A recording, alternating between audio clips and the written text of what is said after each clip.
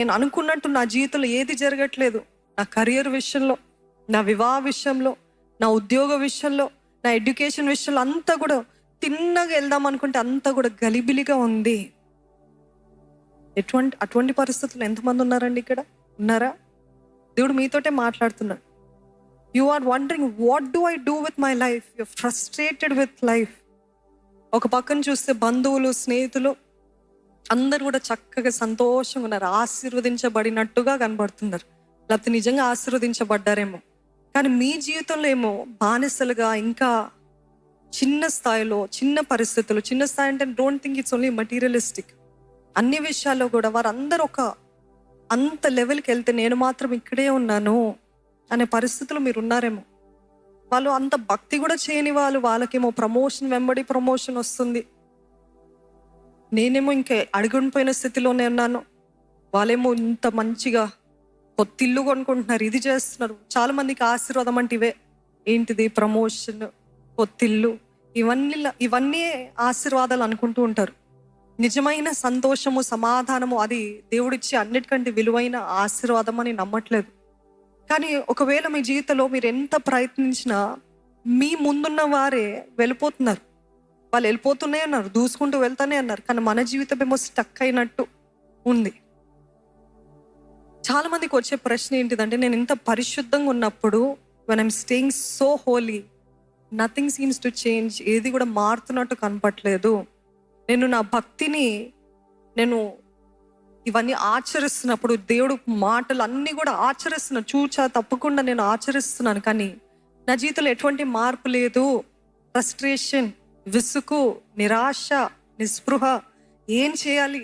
అసలు ఆగిపోవాలి, అంత వదులుకొని ఇక్కడే ఉండాలా, ఇంకేం ప్రయత్నించకుండా మొత్తం కుప్పకూలిపోతాను అన్న పరిస్థితిలో ఉంటున్నారండి చాలామంది. ఈరోజు అటువంటి వారితో దేవుడు మాట్లాడమంటున్నాడు. ఒకసారి అదే అధ్యాయము, అదే మొదటి వచనం చూద్దామండి.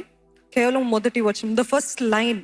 యెహోవా, నేను నీతో వాదించినప్పుడు నీవు నీతిమంతుడుగా కనపడుదువు, అయినను న్యాయము విధించుటను గూర్చి నేను నీతో మాట్లాడుదును. దుష్టులు తమ చాలు. ఇక్కడ ఆయన అంటున్నాడు చూడండి, ఎవరు కంప్లైంట్ చేస్తున్నారు అనుకుంటున్నారు? ఇక్కడ యిర్మీయా ప్రవక్త దేవునితో మాట్లాడుతున్నాడు. ఏంటో మాట్లాడుతున్నాడంటే, ఇంకో ట్రాన్స్లేషన్లో చెప్పాలంటే, దేవా నువ్వు మామూలుగా అయితే మంచి నిర్ణయాలు చేస్తావు, మామూలుగా అయితే నువ్వు నీతిమంతుడు, మామూలుగా అయితే నువ్వు చక్కటి నిర్ణయాలు చేస్తావు, యువర్ జడ్జ్మెంట్ ఇస్ ట్రూ. కానీ నా విషయం వరకు వచ్చేసరికి ఏంటి దేవా ఎటువంటి నిర్ణయాలు తీస్తున్నావు? మామూలుగా మంచి నిర్ణయాలు చేస్తావు, కానీ నా జీవితంలో ఏంటి అనిపించిందా ఎవరికైనా? నాకు ఎన్నోసార్లు అనిపించింది, నువ్వు అంత రైచియస్ జడ్జ్వి కదయ్యా, నీకు అంత తెలుసు కదా, మరి నా జీవితంలో ఇటువంటి నిర్ణయాలు తీస్తున్నావు ఏంటి? నన్నే ఎప్పుడు తప్పు పడతావేంటి? నన్నే ఎప్పుడు భూతద్దంలో చూస్తావేంటి? చిన్నది చేసినా, పెద్ద చేసినా, ఒక చిన్నది చేసినా అది పెద్దగా చేసి, దేవా నువ్వు సరి చేసుకో అని, అది సరి చేసుకునేంత వరకు నా జీవితంలో ముందుకు వెళ్ళనివ్వేంటి అని ప్రశ్నలు నాకు అనేక సార్లు వస్తూ ఉంటాయి. మీకు కూడా వస్తుంటాయేమో. మంచిగానే ఉంటావు కదా, మామూలుగా మంచి నిర్ణయాలే తీస్తావు కదా, కానీ ఈ విషయంలో ఏంటి నువ్వు తప్పిపోయావు? దేవుని ప్రశ్నించేవారుగా ఇక్కడ ఉన్నాడు యిర్మీయా ప్రవక్త. మంచి నిర్ణయాలు చేస్తావు, కానీ దుష్టులు తమ మార్గంలో ఎలాగ వర్ధిల్లుతున్నారు? How are you allowing the wicked to prosper? వారెందుకు వర్ధిల్లుతున్నారు? నేను నా హృదయాన్ని కాపాడుకుంటున్నాను, నా పరిశుద్ధతను కాపాడుకుంటున్నాను, నా భక్తిని కాపాడుకుంటున్నాను, నా కుటుంబాన్ని ఎంతో విలువగా ఎంచుతున్నాను, నేను అన్ని విషయాల్లో నీకు అంగీకారంగా ఉండాలని నేను బ్రతుకుతున్నప్పుడు నా జీవితం ఏంటి ఇలా ఉంది? తప్పు నిర్ణయం చేస్తావా దేవా? లేకపోతే తప్పు జడ్జ్మెంట్ చేస్తున్నావా? Are you not fair in your judging? Because when I'm being right, everybody is against me. But when the wicked are prospering, అన్ని విషయాలు వారు వర్ధిల్లుతున్నారు. దుష్టులు తమ మార్గములలో వర్ధిల్లని ఎలా? వాళ్ళకి చర్చ్ అంటే ఇష్టం ఉండదు, ఆలయం అంటే ఇష్టం ఉండదు, వారు ఏది కూడా నీ ఆజ్ఞలు తగ్గట్టు పాటించరు. కానీ వారికి అన్ని కూడా నూతనమైనవి, గొప్ప దీవెనలు, గొప్ప ఆశీర్వాదాలు ఇస్తున్నావు. వారు దశంభాగం కూడా ఇవ్వరు, కానీ వారి ఎప్పుడు చూస్తున్న వారికి అంత అభివృద్ధి, అంత వర్ధిలింపు ఎలాగిస్తున్నావు. వారు ఆ జాబ్కి తగని వారు, వారికి నాకున్నంత క్వాలిఫికేషన్స్ కూడా లేవు, నాకున్న వాగ్దాటు కూడా వారికి లేదు. కానీ అటువంటి వారికి ఏంటి అంత దీవెన, అంత ఆశీర్వాదం? నా జీవితంలో ఎప్పుడు చూసినా దేవుడు దేవుడు అంటే నాకు ఇంత విచారము, ఇంత దుఃఖం, ఇంత బాధ. కానీ అన్యులంటే దుష్టులు, కొన్నిసార్లు అన్యులంటే వారు అనుకోకండి, విశ్వాసులైన వారే దేవునికి నామినల్ క్రిస్టియన్స్ అంటారు చూడండి. నామకార్థ స్థితిలో ఉన్న వాళ్ళు అంత సంతోషం ఉన్నారేంటి? నేనేమో భక్తి అన్నప్పుడు ఇంకా బాధలు, ఇంకా కష్టాలు.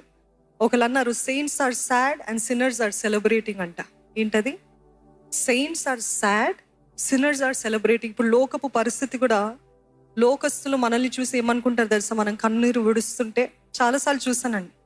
ఎందుకు కన్నీరు విడుస్తూ అంటారు?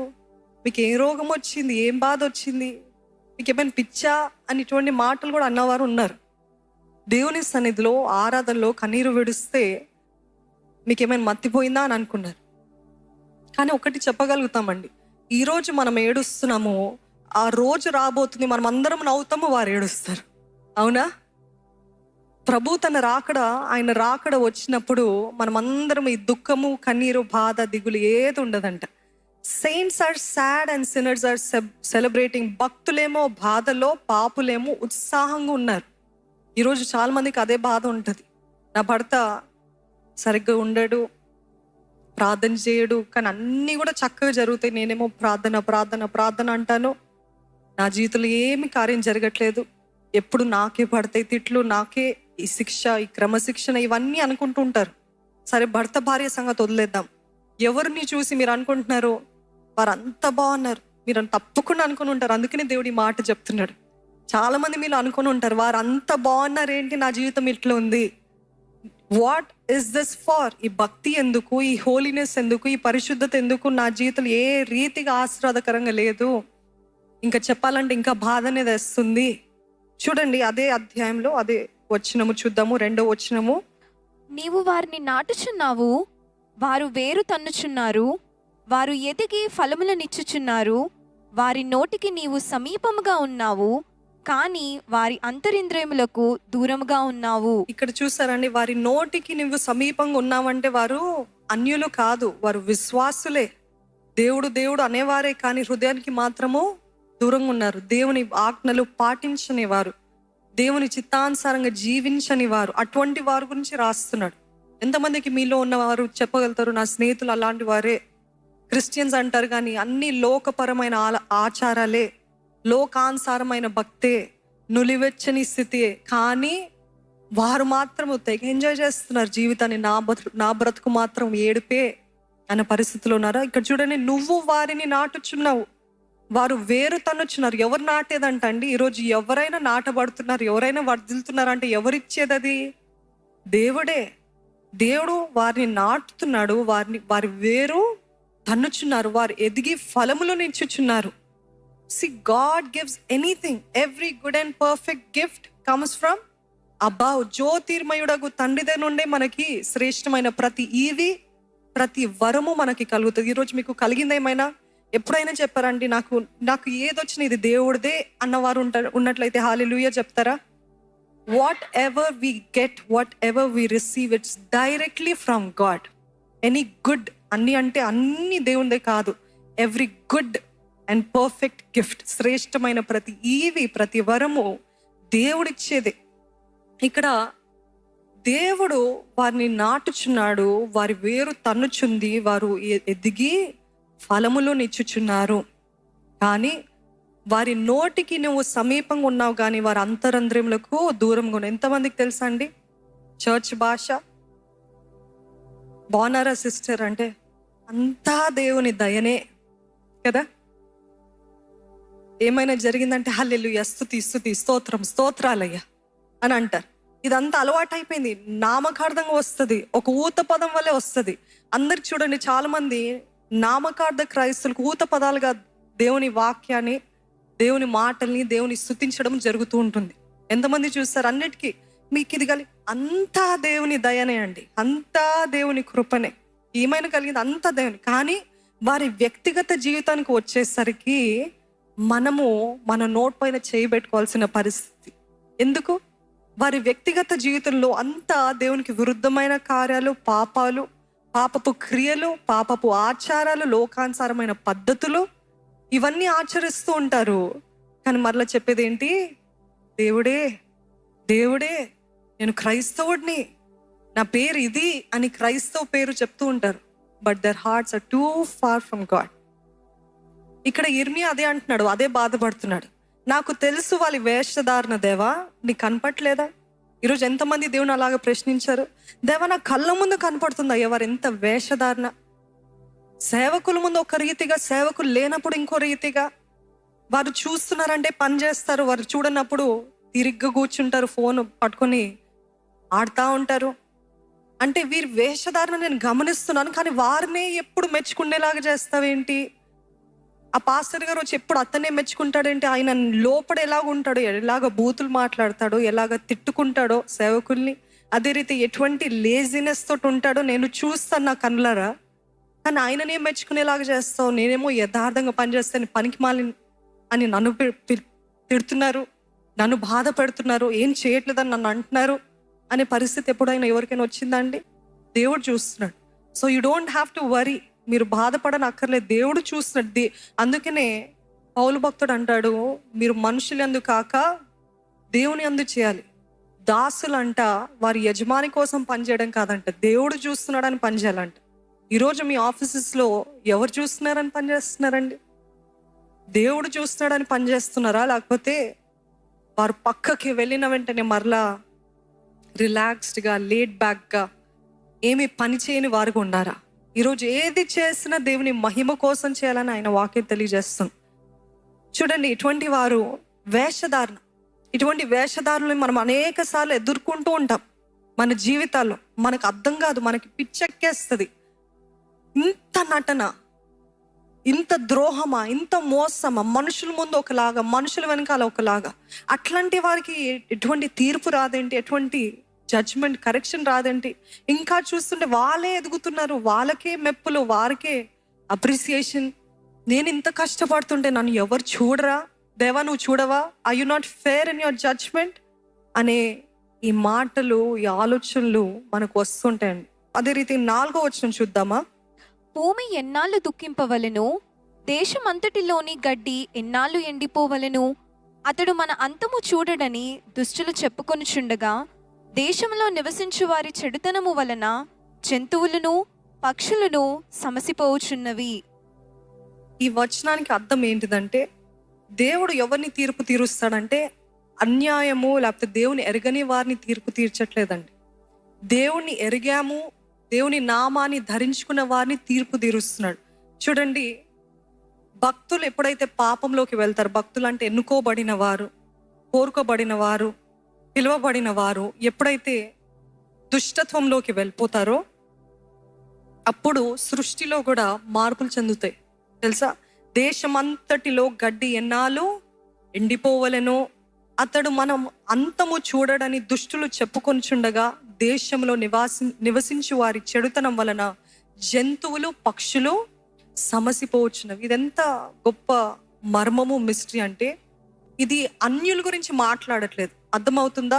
ఎవరైతే దేవుని పేరు ధరించుకున్న వారు, దేవుని వెంబడిస్తున్నాము అన్న వారు గురించి మాట్లాడుతూ, God judges the wickedness of so called saints. భక్తులు అని పిలువబడుతున్న వారి దుష్టత్వం బట్టి తీర్పు వస్తుంది, సృష్టిలో మార్పు కలుగుతాయి, జంతువులు పక్షులు సమసిపోతాయి అంట. చూడండి, అందుకనే ప్రకటన గ్రంథము 22వ అధ్యాయము 11, 12 వచనాలు చూద్దాం. ఈ వచనం అందరము కలిసి చదివితే బాగుంటుందండి. రెవల్యూషన్ 22:11-12. అన్యాయము చేయువాడు ఇంకనూ అన్యాయమే చేయనిమ్ము, అపవిత్రుడైన వాడు ఇంకనూ అపవిత్రుడుగానే ఉండనిమ్ము, నీతిమంతుడు ఇంకనూ నీతిమంతుడుగానే ఉండనిమ్ము, పరిశుద్ధుడు ఇంకనూ పరిశుద్ధుడుగానే ఉండనిమ్ము. ఇదిగో త్వరగా వచ్చుచున్నాను, వాని వాని క్రియ చొప్పున ప్రతి వానికిచ్చుటకు నేను సిద్ధపరిచిన జీతము నా యొద్ద ఉన్నది. ఇప్పుడు మీ ప్రశ్నలన్నిటికీ సమాధానం ఇక్కడే. దేవా, అన్యాయం చేసేవారు వర్తిల్తున్నారు ఏంటి అనే దానికి దేవుడు అంటున్న మాట ఏంటి? అన్యాయం చేసేవారిని ఇంకా అన్యాయము చేయని. ఇప్పుడు మీరు అంటున్నారు, ఈ రాజకీయాలు అంతా కరప్ట్గా ఉంది, ఏంటేవా నువ్వు చూడవా? గాడ్ ఇస్ సేయింగ్, అన్యాయం చేసేవాడిని చేయని, అపవిత్రుడైన వాడు ఇంకను అపవిత్రుడుగానే ఉండనిమ్ము, నీతిమంతుడు ఇంకను నీతిమంతుడుగా ఉండనిమ్ము, పరిశుద్ధుడు ఇంకను పరిశుద్ధుడిగా ఇదిగో త్వరగా వచ్చుచున్నాడు, వాని క్రియల చొప్పున వానికి ఇచ్చుటకు జీతం ఆయన దగ్గర ఉందంట అండి. ఈరోజు అందుకని మొదట్లో చెప్పాను, చాలా మందికి సందేహాలు వస్తున్నాయి. Where is God when this is happening? Where is God? ఆ చిన్న పాప మానభంగం చేయబడుతున్నప్పుడు దేవుడు లేడా? వీరు చనిపోయేటప్పుడు దేవుడు లేడా? ఈ అబార్షన్ జరిగేటప్పుడు దేవుడు లేడా? దేవుడు అంటున్నాడు, వెయిట్ వెయిట్ వెయిట్, వస్తున్నా, నేను త్వరలో వస్తున్నా, నా జీతము నా దగ్గర ఉంది. అన్యాయం చేసేవాడిని చేయని, ఇంకేంటి అపవిత్రుడైన వాడు అపవిత్రుడుగా ఉండని, కానీ నేను వస్తున్నా, నా జీతం తీసుకుని. నీతిమంతులు కానీ మాత్రం ఏం చేయాలంట? ఇంకా నీతిమంతులుగా ఉండాలి, పరిశుద్ధులు ఇంకను పరిశుద్ధులుగా ఉండాలంట. ఈరోజు పరిశుద్ధతను పోగొట్టుకోకండి. అన్యాయస్తుల్ని చూసి ఆ జీవితమే బెటర్ అని వెళ్ళిపోకండి. ఈ నీతిని వదిలివేసి ఆ జీవితమే బెటర్, ఎందుకంటే వారు సంతోషంగా ఉన్నారు, వారు చాలా ఎంజాయ్ చేస్తున్నారు, వారి జీవితంలో ఎంతో సంతోషం ఉంది, నాకు లేదు కాబట్టి I would rather go there అనకండి. దేవుని మార్గాలు రెండు, దేవుని మార్గం ఒకటి. ఏ మార్గం అది? ఇరుకైన మార్గం, ఇరుగ్గానే ఉంటుందండి. God never promised a wide gate for you, a wide way for you. God said, నా మార్గం ఇరుకైన మార్గము, దాన్ని ప్రవేశించినప్పుడు అందరికి ఇరుగ్గా, నొప్పిగా, బాధగా, కష్టంగా, పోరాటంగా ఉంటుంది. కానీ దాంట్లో ఉన్న అద్భుతం ఏంటిదంటే వెళ్ళగా విశాలపరచబడుతుంది. సాతాను చూపించే మార్గము పైన అద్భుతంగా మెరిసేలాగా మిలమిలగా మెరుస్తుంది, ఎంతో గ్లామరస్గా కనపడుతుంది, ఎంతో చక్కగా ఉంటుంది. కానీ వెళ్ళే కొలది ఇరుకుగా మారుతుంది. అందుకని ఇప్పుడు ఇరుకును అనుభవిస్తున్నారేమో, ఇప్పుడు పోరాటంగా ఉందేమో, కానీ దేవుడు అన్నాడు, గట్టిగా పట్టుకో, నా జీతం నేను తీసుకుని వస్తున్నాను. గత వారం విన్నాం, ఎండ్యూరెన్స్, పేషెన్స్, ఓర్పుతోటి పట్టుకుని ఉండండి. పోరాటాలైనా శోధనలైనా ఓర్పుతోటి పట్టుకుని ఉండండి, నా జీతము నా దగ్గర. ఈరోజు దేవుడు కూడా మన జీవితంలో కొన్నిసార్లు సడన్ గా అంత భారాలు, అన్ని పోరాటాలు అనుమతిస్తాడు. అనుమతించినప్పుడు ఏం చూస్తున్నాడు తెలుసా? నువ్వు మోయగలుగుతావా? నువ్వు సాధించగలుగుతావా? నువ్వు పోరాడగలుగుతావా? నువ్వు గెలవగలుగుతావా? నువ్వు దాటగలుగుతావా? గమనించండి, ఎప్పుడైతే ఎవరైతే దేవుడు అనుకున్న, దేవుడు ఆశించిన దారి గుండా నడుస్తారో వాళ్ళకి ఎక్కువ పోరాటాలు వస్తాయి. దేవుని చిత్తాన్ని నెరవేర్చే వారికే ఎక్కువ పోరాటాలు. నీకు ఇన్ని పోరాటాలు అంటే congratulations, your headed in the right direction. హల్లెలూయా. ఎందుకంటే ఏ బాధ లేదు అపవాదికి, లోకానుసారులుగా ఉంటే ఏ బాధ లేదు. నేను లోకస్తురాలుగా ఉన్నప్పుడు ఎంత సంతోషంగా ఉన్నాను అనిపించింది మొదట్లో. అసలు నన్ను పట్టించుకోలేదు అపవాది. ఇంకా వాడి జోల్లోకి ఉన్నాను కదా, వాడి గుంపులో వెళ్ళిపోయాను కాబట్టి అస్సలు బాధ పెట్టలేదు, సంతోషంగా ఉన్నాను మొదట్లో. దాని తర్వాత పాపపు భారం ఎక్కువైపోయి బాగా దుఃఖం కలిగింది. కానీ వెళ్ళిన కొన్ని నెలలు చాలా సంతోషంగా అనిపించింది. అసలు ఏం బాధ లేదు, చింత లేదు, అసలు ఏడ్చిన రోజులు నాకు జ్ఞాపకం లేదు. కానీ ఎప్పుడైతే దేవునిలో వచ్చానో, దేవునిలో వచ్చిన తర్వాత నేను ఏడ్చిన నెలలు నా పుట్టినదైన నుండి అంతా కలిపితే సరిపోవండి. ఎందుకంటే దేవునిలో వచ్చిన తర్వాత ఎక్కువ ఏడుపులు, ఎక్కువ శ్రమలు, ఎక్కువ పోరాటాలు. అయితే మీరు గమనించాల్సింది ఏంటిదంటే, ఎవరైతే సరైన అయిన దేవుని మార్గంలో నడుస్తారో వాళ్ళకి ఎక్కువ పోరాటాలు. ఎవరైతే దేవుని చిత్తము చేయాలని నిశ్చయించుకున్నారో వాళ్ళకి ఎక్కువ పోరాటాలు. Issue after issue, problem after problem. ఎందుకు నాకే వస్తున్నాయి అంటే, you're headed in the right direction. మీరు కరెక్ట్ మార్గంలో ఉన్నారు కాబట్టి మీకు వస్తున్నాయి పోరాటం. మీరు శోధన గుండా వెళ్తున్నారు ఎందుకు అని అంటే, మీరు దేవుని మార్గాన్ని, దేవుని చిత్తాన్ని నెరవేర్చే వారు ఉన్నారు కాబట్టే వస్తుంది. అందుకని అపవాది మిమ్మల్ని స్లో చేయాలని, మిమ్మల్ని ఆపివేయాలని, the devil is trying to slow you down so that you go back and stop it, give it up after everything. ఇంకా నా వల్ల అవ్వదు అని గివ్ అప్ చేయాలనేసి ఆశపడుతున్నాడు. ఎందుకు నాకే ఈ క్రిటిసిజం, ఎందుకు నాకు విరుద్ధంగానే ఈ అబద్ధాలు? Again I'm telling, because you're heading in the right direction. నమ్ముతున్నారండి? నా గురించి అబద్ధాలు ఆడుతున్నారు, నన్నే క్రిటిసైజ్ చేస్తున్నారు, నా గురించి అవమానంగా మాట్లాడుతున్నారు, గేలిగా మాట్లాడుతున్నారు, నాకు అవ్వట్లేదు. You're headed in the right direction. దేవుని చిత్తాన్ని నెరవేర్చే వారు ఉన్నారు కాబట్టే. ఎప్పుడైనా గొప్ప కొండకి ఎక్కుతున్నారు అనుకోండి, మొత్తము నరకంలో ఉన్న దురాత్మలన్నీ వచ్చి మిమ్మల్ని పోరాడుతాయి తెలుసా. వర్షిప్ కాన్ఫరెన్స్ గురించి చెప్పాను, ఓపెన్ డోర్స్ కాన్ఫరెన్స్ గురించి చెప్పానండి గత నెలల్లో. వర్షిప్ కాన్ఫరెన్స్ ఎప్పుడైతే అనౌన్స్ చేస్తామో, అనౌన్స్ చేసిన తారీఖు నుండి వర్షిప్ కాన్ఫరెన్స్ అయ్యే వరకు అబ్బా ఎప్పుడు చూడలేదు అన్ని పోరాటాలు ఒకేసారి, అన్ని పోరాటాలు. ఎందుకు అని అంటే ఏమైనా గొప్ప కార్యము దేవుని కోసం ఏమైనా తలపెడదాము, అనేక వేలాది మందికి దీవెనకరంగా ఉంటాయి అని చేద్దాము తలపెడుతున్నప్పుడే ఎక్కడ లేనని పోరాటాలు వస్తాయి. ఎంతమందికి అటువంటి అనుభవం ఉంది? చేతులు ఎత్తి బిగ్గరగా హల్లెలూయా చెప్తారా?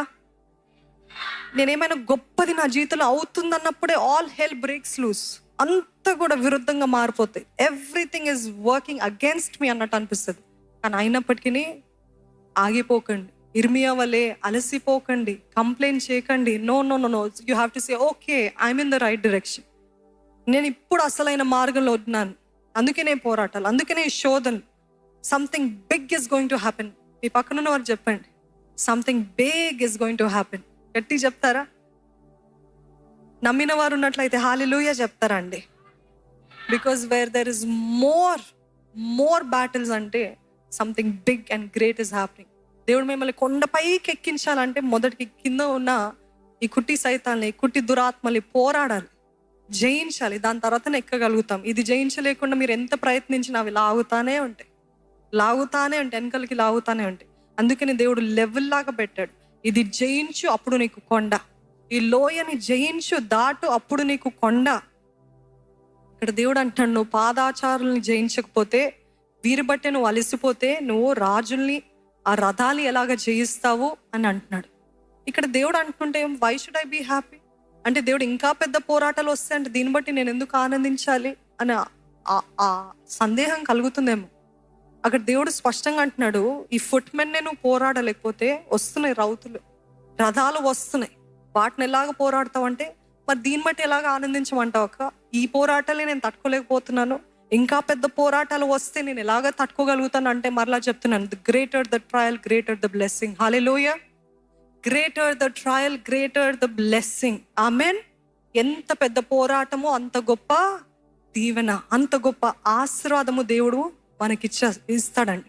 చూడండి, గుర్రాల్ని చూసినట్లయితే వెదర్కి అవి భయపడవు. వెదర్ అంటే వాతావరణానికి. వానలో పరిగెత్తుతాయి, ఎండలో పరిగెత్తుతాయి, వాటి స్కిన్ అలాగ ఉంటుంది. Nothing can change them. They are so fast. ఎంత ఫాస్ట్గా పరిగెత్తుతాయో. అవి నిలబడే పడుకుంటాయంట, కళ్ళు తెరిస్తే పడుకుంటాయంట. వాటి స్పీడ్ మనము మ్యాచ్ చేయలేమండి ఎంత ప్రయత్నించిన. కానీ ఒకళ్ళు మ్యాచ్ చేస్తారు. ఎవరు అది? చెప్పండి, గట్టిగా చెప్పండి, గట్టిగా చెప్పండి. ఏలియా ఎలాగా పరిగెత్తగలిగాడండి? That is the supernatural power of God. హల్లెలూయా. If you can fight this footman, God is going to equip you supernaturally to fight against, to run faster than the horses. Hallelujah. నమ్ముతున్నారండి? ఈ చిన్న చిన్న పోరాటాలు మీరు జయించగలిగితే దేవుడు అంటున్నాడు, super natural స్ట్రెంగ్త్ని నేను మీకు ఇస్తాను. ఏలియా ఎలాగైతే రథాలు కంటే ఫాస్ట్గా పరిగెత్తగలిగాడో, మీకు నా పరిశుద్ధాత్ముడు నాలో ఉన్నట్లయితే మీరు ఎంత పెద్ద పోరాటాలైనా జయించి తీరుతారు. ఆమెన్. God is saying, I will equip you. Super న్యాచురల్గా నేను ఎక్విప్ చేస్తాను. నువ్వు భయపడకు, నేను ఎక్విప్ చేస్తాను. నాకు వల్ల అవ్వదు అనకండి. ఈరోజు నేను చెప్పిన వాక్యాంశం అంతా కూడా మీరు జ్ఞాపకం చేసుకోవాలి. ఏంటిదంటే, ఈ చిన్న పోరాటాలే నేను జయించలేకపోతున్నాను, ఆ పెద్ద రథాలు వస్తే నేను ఇలాగా. మీరు పెద్ద రథాల గురించి ఆలోచించడం ఆపేయండి. ఈ చిన్న పోరాటాలు పోరాడితే దేవుడు అంటున్నాడు, నేను మిమ్మల్ని ఎక్విప్ చేస్తా, నేను మిమ్మల్ని స్ట్రాంగ్ చేస్తా. You might say I'm not qualified. ఈ హార్స్ని దాటగలిగిన శక్తి నాకు లేదు, దీన్ని ఎదుర్కోగలిగిన శక్తి నాకు లేదు, ఐఎమ్ నాట్ క్వాలిఫైడ్. ఈరోజు చాలా మంది చెప్తారండి, I'm not qualified but God gave me a good job. ఎంతమంది ఉన్నారు అలాగా? నా క్వాలిఫికేషన్ అంటే గొప్పది ఇచ్చాడు. అది మీ శక్తా, మీ తలాంతులా, మీ ఇంటెలెక్టా? అది దేవుడిచ్చిన వరమే. హల్లెలూయా. కొంతమంది అంట, నాస్తికులు ఈ విషయంలో గర్వపడతారంట.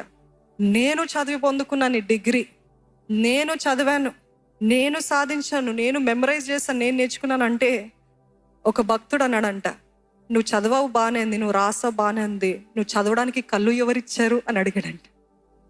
కళ్ళు ఎవరిచ్చారు? Who gave you the eyes to read, who gave you right mind to by heart? ఇవన్నీ అడిగారంట. ఈరోజు అందుకని దేవుని కంటే దీని అంటారు జీవపు డంబం, the pride of life. You think that I can do without God. You cannot do anything without God. దేవుడు లేకుండా మనం ఈ జీవితంలో ఏమీ చేయలేమండి. దేవుడు అంటున్నాడు, మీకు క్వాలిఫికేషన్ లేకపోయినా నా సూపర్ న్యాచురల్ స్ట్రెంగ్త్ నేను మీకు ఇచ్చినప్పుడు మీరు రథాలే దాటుకొని పరిగెత్తగలుగుతారు. హల్లెలూయా. God will open a way where there is no way. చెప్పండి, నేను పరిగెత్తుతా, నేను ఆగిపోను, నేను పరిగెత్తుతా, పోరాడతాను, పోరాడతాను, జయించాలా జయిస్తాను, నేను ఆగను, నేను కంప్లైంట్ చేయను. ఈ ఇర్మియా ఇక్కడ కంప్లైంట్ చేస్తున్నట్టు నేను కంప్లైంట్ చేయను. నిశ్చయించుకోండి. అవును, ఈ చిన్న చిన్న విషయాలు బట్టి మనం ఎంతో ఫ్రస్ట్రేట్ అవుతున్నాం. దేవుడు అంటాడు, ఈ చిన్న చిన్న విషయాలు బట్టి అంత గొప్ప దీవెన పోగొట్టుకుంటాం ఏంటి? ఈ చిన్న చిన్న లోకానుసారమైన దృష్టితోటి చూస్తున్న వీటిని బట్టి నేను నీకు కలిగిన గొప్ప తలంపుల్ని పోగొట్టుకుంటావేంటి?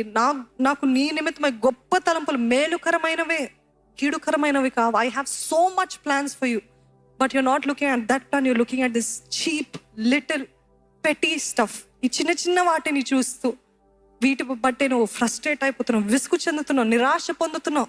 So I can't do anything if you keep on looking at this. మీరు వీటిని చూసేంతవరకు దేవుడు మీ జీవితంలో ఏం చేయడండి. Say I will let go. హల్లెలూయా. నేను వదులుకుంటున్నా ఈ ఫ్రస్ట్రేషన్, ఇవన్నీ, ఈ బాధ, ఈ నిరాశ, ఇవన్నీ వదులుకుంటున్నా. వారు అంటున్నారా మాటలు వదులుకుంటున్నా. వారు నన్ను హరాస్ చేస్తున్నారు, వదులుకుంటున్నా. I will not be offended. నేను బాధించబడను, నేను అభ్యంతర పడను. I will not be offended అని చెప్పండి. నేను వదులుకుంటున్నా. నా దేవుడు నాకు కలిగిన తలంపులు బట్టి గొప్ప ప్రణాళిక వైపే నేను పరిగెడతాను అన్న వారు ఉన్నట్లయితే హల్లెలూయా చెప్తారండి. హల్లెలూయా. దేవుడు అంటున్నాడు, ఆ రథాలకి కావాల్సిన అనాయింటింగ్ నేను ఇస్తాను నీకు. ఆ రథాల్ని పరిగెత్తి దాటించే సూపర్ న్యాచురల్ అభిషేకము నేను నీకు ఇస్తాను. I will anoint you for the work. You don't have to worry.